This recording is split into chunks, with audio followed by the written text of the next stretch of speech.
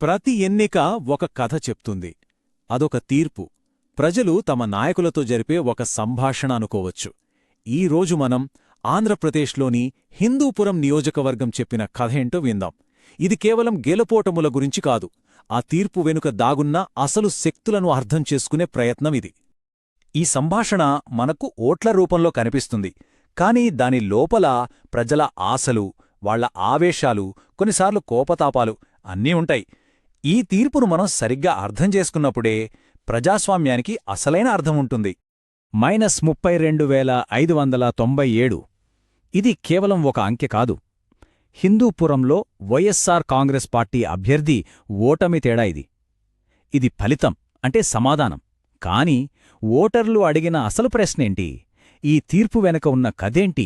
సరే, ముందుగా ఈ కథను నడిపించిన అంకెలను కాస్త లోతుగా పరిశీలిద్దాం. ఎందుకంటే డేటా ఎప్పుడూ నిజాలే మాట్లాడుతుంది. ఈ తీర్పు ఎలా రూపుదిద్దుకుందో మనకు స్పష్టంగా చూపిస్తుంది. ఇది చాలా ఆసక్తికరంగా ఉంటుంది.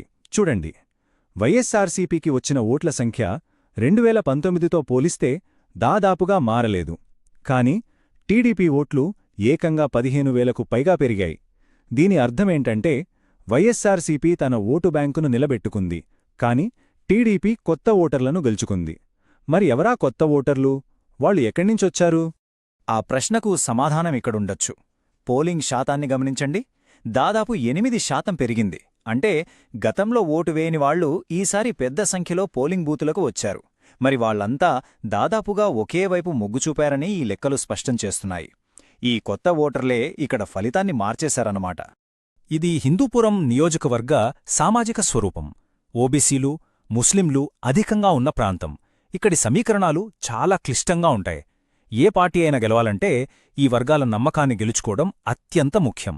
సరే, మరి ఈ తీర్పును నిర్దేశించిన ప్రధాన శక్తులేంటి చూద్దాం. ఇప్పుడుదాకా మనం అంకెలు చూశాం. ఇప్పుడు ఆ అంకెలు వెనుకున్న అసలు కథలోకి వెళ్దాం. హిందూపురం ఎన్నికలు నిజానికి రెండు బలమైన, పూర్తి భిన్నమైన శక్తుల మధ్య జరిగిన పోరాటం. ఒకవైపు ఏళ్ల తరబడి పాతుకుపోయిన కుటుంబ వారసత్వం, వ్యక్తిగత ఆకర్షణ. మరోవైపు ప్రభుత్వం నేరుగా ప్రజల ఖాతాల్లో వేస్తున్న సంక్షేమ పథకాల బలం. మరి ఈ రెండింటిలో ప్రజలు దేనికి ఓటేశారు? ఇదే అసలైన ప్రశ్న. వైఎస్సార్సీపీ అభ్యర్థి పరిస్థితిని ఒకసారి విశ్లేషిస్తే పార్టీ సంక్షేమ బ్రాండ్, దానికి తోడు బీసీ మహిళ కావడం ఆమె బలాలు. కాని ఇది టీడీపీకి కంచుకోటలాంటి నియోజకవర్గం కావడం, స్థానికంగా సొంత నెట్వర్క్ లేకపోవడం పెద్ద బలహీనతలు. అన్నిటికన్నా ముఖ్యంగా ఎన్టీఆర్, బాలకృష్ణుల వారసత్వం అనే అతిపెద్ద సవాలు ఆమె ముందు నిలిచింది. ముందుగా ఈ వారసత్వం బలమేంతో చూద్దాం. 1983 నుంచి ఇది టీడీపీ అడ్డా. ఇక్కడ బాలకృష్ణ అనే పేరు, ఎన్టీఆర్ కుటుంబం అనే బ్రాండ్, ఇవి పార్టీలకు అతీతంగా పనిచేస్తాయి. ఈ బంధం ఎంత బలమైనదంటే రాష్ట్ర ప్రభుత్వం అమలు చేసిన సంక్షేమ పథకాల ప్రభావం కూడా ఇక్కడ ఆశించిన స్థాయిలో పనిచేయలేకపోయింది. మరి వైఎస్సార్సీపీ అస్త్రమేంటి? సంక్షేమం, రైతు భరోసా, అమ్మ ఒడి, పెన్షన్లు, ఇలా ఎన్నో పథకాలతో లబ్ధిదారులను తమ వైపు తిప్పుకోవడానికి గట్టి ప్రయత్నమే చేసింది. వారి కోర్ ఓటు బ్యాంకును కాపాడుకోగలిగింది కూడా.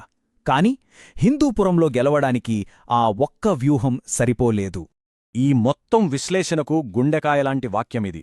అంతిమంగా వ్యక్తిగత ఆకర్షణ, దశాబ్దాల వారసత్వం, విధానాలు, సంక్షేమ పథకాలపై పైచేయి సాధించాయి. ఓటర్లు తమ విధేయతకే పెద్దపీట వేశారు. సరే, జరిగింది జరిగిపోయింది. మరి ఈ ఓటమి నుంచి పాఠాలు నేర్చుకుని భవిష్యత్తుకు మార్గాన్ని ఎలా నిర్మించుకోవాలి? ఇది ఏ రాజకీయ సంస్థకైనా ఒక కేస్ స్టడీ లాంటిది. ఒక ఓటమిని ఎలా గుణపాఠంగా, ఒక వ్యూహంగా మార్చుకోవాలో ఇప్పుడు చూద్దాం. ఇక్కడ 3 కీలకమైన అడుగులున్నాయి. మొట్టమొదట పార్టీలో ఉన్న అంతర్గత సమస్యల్ని పరిష్కరించి కార్యకర్తల్లో ఐక్యత తీసుకురావాలి. తరువాత ఎన్నికలప్పుడు మాత్రమే కాదు, ఏడాది పొడవునా ప్రజల్లో ఉండాలి, వాళ్లతో మమేకమవ్వాలి. ఇక చివరగా స్థానిక అభివృద్ధి పనులతో ప్రజల నమ్మకాన్ని తిరిగి గెలుచుకోవాలి. ఇది పునాది మాత్రమే. దీనిపైన ప్రతి సామాజిక వర్గానికి ఒక ప్రత్యేక వ్యూహం ఉండాలి.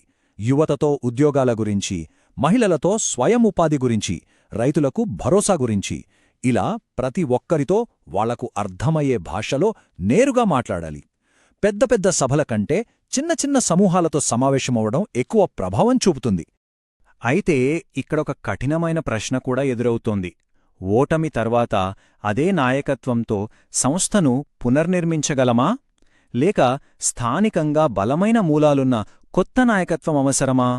ఇది ఏ పార్టీ అయినా చాలా లోతుగా ఆత్మపరిశీలన చేసుకోవలసిన విషయం. ఈ వ్యూహాలన్నింటినీ కలిపి ఒక శక్తివంతమైన, సులభంగా గుర్తుంచుకోగలిగే సిద్ధాంతంగా మార్చవచ్చు. దాని పేరే చతుర్ముఖ ఫ్రేమ్వర్క్, అంటే 4 ముఖాల వ్యూహం. చూడండి, ఇందులో 4 అంశాలున్నాయి. 1 శివుడు, అంటే ప్రత్యర్థి బలహీనతలపై దాడి చేయడం. 2 విష్ణువు, అంటే మనం సాధించిన విజయాలను కాపాడుకోవడం. 3 బ్రహ్మ, అంటే ప్రచారంలో, విధానాల్లో కొత్తదనాన్ని సృష్టించడం. ఇక 4వది దుర్గా, క్షేత్రస్థాయిలో కార్యకర్తలను, ప్రజలను సమీకరించడం. ఈ 4ంటిని సమన్వయం చేసినప్పుడే విజయం సాధ్యపడుతుంది.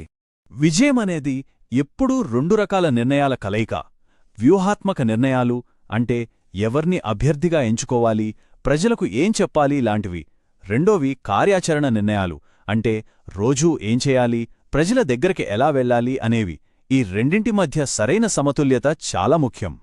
చివరగా, హిందూపురం తీర్పు యొక్క ఈ లోతైన విశ్లేషణ నుంచి మనం నేర్చుకోవాల్సిన అసలైన పాఠం ఏమిటి? ఇది కేవలం అంకెలు, వ్యూహాల గురించి మాత్రమే కాదు, అంతకు మించింది. గుర్తుంచుకోండి, ఒక ఓటమి అనేది ముగింపు కాదు, అది ప్రజలు మనకిస్తున్న ఒక రిపోర్ట్ కార్డ్.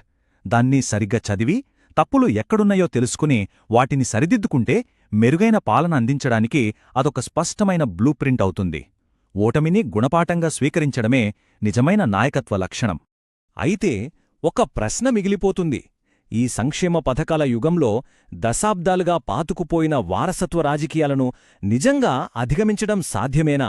ఇది కేవలం హిందూపురం గురించి మాత్రమే కాదు, మన మొత్తం రాజకీయ భవిష్యత్తుకు సంబంధించిన ఒక పెద్ద ప్రశ్న. దీనిపై మనమందరం ఆలోచించాల్సిన అవసరం ఉంది.